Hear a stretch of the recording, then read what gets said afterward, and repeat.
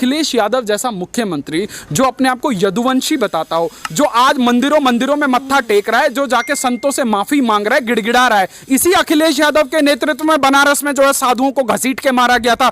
जैसे ही चुनाव आता है तब इनको पता है हिंदुओं को तो हम ब्राह्मण, ठाकुर, दलित, फलित इनमें उलझा देंगे और मुसलमान एक तरफा हमको वोट डालता है। अगर अखिलेश यादव को यूपी पुलिस से इतनी जो है समस्या है तो मैं आपके चैनल के माध्यम से चुनौती देता हूं कि आज इसी वक्त जो है ये जो उत्तर प्रदेश की पुलिस उनकी सुरक्षा में रहती है उसको अभी के अभी छोड़ें। क्या तुम्हारे अंदर इतनी हिम्मत है कि तुम हज कमेटी का चेयरमैन किसी भगवाधारी को बना दो, किसी हिंदू को बना दो? इनके पिताजी ने राम मंदिर के कार सेवकों के ऊपर गोलियां चलाई और बड़े शान से पिछले चुनावों में बोला कि मैं मुसलमानों का भरोसा कैसे जीता। तो जिसके रगों में तुष्टीकरण का हरा रंग बह रहा हो उसको भगवा से नफरत होगी, उसको राम से नफरत होगी। उत्तर प्रदेश के अंदर कभी नारा लगता था कि तिलक तराजू और तलवार, इनको मारो जूते चार। जब इनको लगा कि भैया सारा का सारा जो पॉलिटिकल मैकेनिज्म है वो तो तिलक वाले लोग कहीं ना कहीं ऑपरेट करते हैं, तो बहन जी ने नारा ही चेंज कर दिया।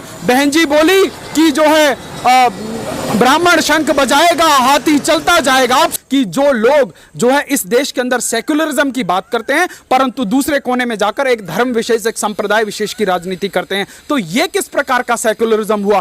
ये लोग सहिष्णु हिंदू समाज के मुंह पर थूकने का काम करते हैं, चाहे उत्तर प्रदेश में अखिलेश यादव हो, चाहे बंगाल में ममता बनर्जी हो।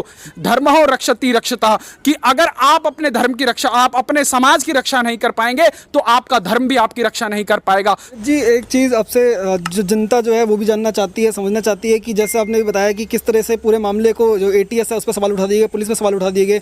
जो एटीएस हो या पुलिस हो, ये तो संवैधानिक बॉडी है, इसमें सरकार से ज़्यादा कोई डायरेक्टली कांटेक्ट है नहीं। इतना सरकारें बदलेंगी, पुलिस वही रहेगी, एटीएस वही रहेगी। अगर एटीएस पे भरोसा नहीं है, पुलिस पे भरोसा नहीं है, तो क्या अलकायदा पे भरोसा है? बिल्कुल, इन लोगों को ऐसे ही लोगों पर भरोसा है, तभी तो इस प्रकार के बयानात आते हैं। अखिलेश यादव वो मुख्यमंत्री हैं जिसने अपने नेतृत्व के समय, अपने मुख्यमंत्री काल में जो है एक मुस्लिम जो है मंत्री को कुंभ का जो है प्रभारी मंत्री बना दिया था। आज मैं अखिलेश यादव से आपके चैनल के माध्यम से एक सवाल करना चाहता हूं, क्या तुम्हारे अंदर इतनी हिम्मत है कि तुम हज कमेटी का चेयरमैन किसी भगवाधारी को बना दो, किसी हिंदू को बना दो?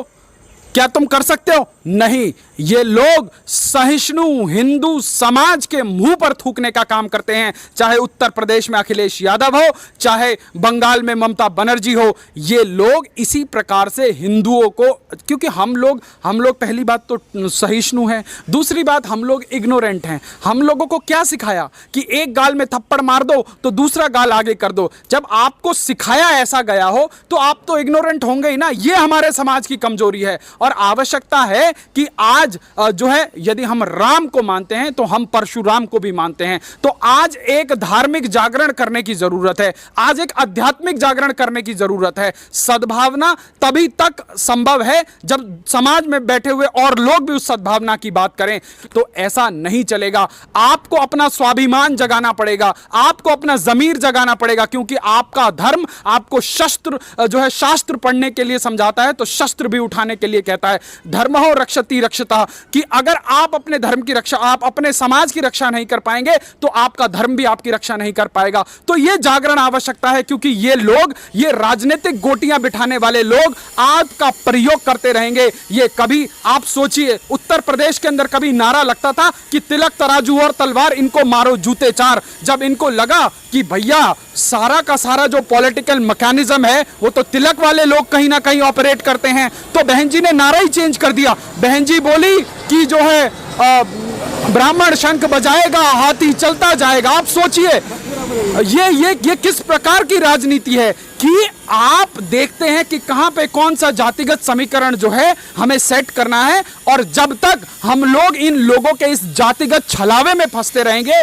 इन लोगों की तुष्टीकरण की राजनीति के जो है ट्रैप में फंसते रहेंगे, तब तक ना हमारा कल्याण हो सकता है ना समाज का कल्याण हो सकता है। तो आज आवश्यकता है ऐसे दोहरे चरित्र वाले राजनेताओं के चेहरों पर लगे हुए बुर्कों को उतार देने का, ताकि इनके अंदर के असली हरे रंग से जो है जनता वाकिफ हो सके और देश की जनता को पता लगे कि इनके राजनीतिक इरादे कितने बेहूदे हैं, कितने खतरनाक हैं। क्योंकि ये लोग समाज के अंदर इसी प्रकार से विभाजन करके एक दूसरे को लड़ाकर एक दूसरे के बीच में जो है विसंगतियां पैदा कर कर जो है राज करते आए हैं। क्योंकि अंग्रेजों का जब राज था तब भी यही था कि फूट डालो और राज करो, और इसी को जो है एक नए तरीके से आज समाज के अंदर चलाया जा रहा है। और हम लोगों को समझने की आवश्यकता है कि जो लोग जो है इस देश के अंदर सेक्युलरिज्म की बात करते हैं परंतु दूसरे कोने में जाकर एक धर्म विशेष, एक संप्रदाय विशेष की राजनीति करते हैं, तो यह किस प्रकार का सेक्युलरिज्म हुआ। तो आज इस चीज को जानने समझने और देश की जनता को बताने की आवश्यकता है। और जब वो लोग पकड़े गए तो एक इसी मंत्री के कहने पर उन लोगों को छोड़ना पड़ा, और वो कहां हैं वो लोग, या धरती निकल गई या आसमान खा गया, आज तक पता नहीं लगा। तो ये लोग सिर्फ और सिर्फ एक समाज को, आप सोचिए अखिलेश यादव जैसा मुख्यमंत्री जो अपने आप को यदुवंशी बताता हो, जो आज मंदिरों में मत्था टेक रहा है, जो जाके संतों से माफी मांग रहा है, गिड़गिड़ा रहा है, इसी अखिलेश यादव के नेतृत्व में बनारस में जो है साधुओं को घसीट के मारा गया था। क्योंकि जो आपके रगों में बह रहा है वो उससे आप कैसे पीछे छूटेंगे। इनके पिताजी ने राम मंदिर के कार सेवकों के ऊपर गोलियां चलाई और बड़े शान से पिछले चुनावों में बोला कि मैं मुसलमानों का भरोसा कैसे जीता। तो जिसके रगों में तुष्टीकरण का हरा रंग बह रहा हो उसको भगवा से नफरत होगी, उसको राम से नफरत होगी, उसको जो है कानून से नफरत होगी, संविधान से नफरत होगी, उसको उत्तर प्रदेश की पुलिस से नफरत होगी। पर आपने देखा कि एक प्रदेश के जो है पूर्व मुख्यमंत्री, सबसे युवा मुख्यमंत्री का बयान, वो व्यक्ति कहता है कि मैं उत्तर प्रदेश की पुलिस पर भरोसा नहीं करता, भाजपा की सरकार पर भरोसा नहीं करता। क्यों नहीं करता? अगर अखिलेश यादव को यूपी पुलिस से इतनी जो है समस्या है तो मैं आपके चैनल के माध्यम से चुनौती देता हूं कि आज इसी वक्त जो है ये जो उत्तर प्रदेश की पुलिस उनकी सुरक्षा में रहती है उसको अभी के अभी छोड़ें। अगर इतनी मर्दानगी दिखानी है कि जिन लोगों ने जो है तुष्टीकरण का बुर्का ओढ़ लिया है उन लोगों को हर चीज में संप्रदायवाद घोलना होता है। आज हम लोग विकास की राजनीति क्यों नहीं कर पा रहे? आज हम लोग जातवाद, क्षेत्रवाद, भाषावाद और इस प्रकार की तुष्टीकरण की राजनीति में क्यों फंसे हुए हैं?